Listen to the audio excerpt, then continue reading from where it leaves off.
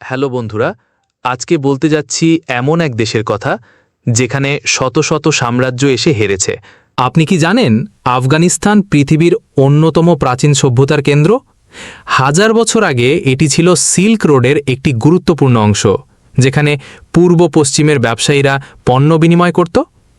এখানকার বামিয়ান উপত্যকায় ছিল বিশ্বের সবচেয়ে বড় দাঁড়ানো বুদ্ধ মূর্তি, যা ষষ্ঠ শতকে নির্মিত হয়েছিল, যদিও 2001 সালে ধ্বংস হয়ে যায়। আরেকটা মজার তথ্য হল, আফগানিস্তানকে বলা হয় গ্রেভিয়ার্ড অফ এম্পায়ার্স, কারণ ইতিহাসে ব্রিটিশ, সোভিয়েত, এমনকি আধুনিক শক্তিশালী বাহিনীও এখানে এসে সফলভাবে নিয়ন্ত্রণ নিতে পারেনি। প্রকৃতির কথা বললে এখানকার পাহাড়ি দৃশ্য, নীল পানির ব্যান্ডিয়ামির লেকস আর মরুভূমির সৌন্দর্য একসাথে দেখতে পাবেন খুব কম দেশেই।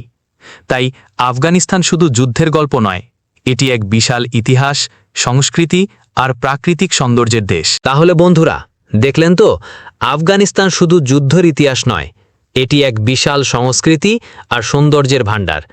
আবার দেখা হবে পরের ভিডিওতে। ততদিন ভালো থাকুন।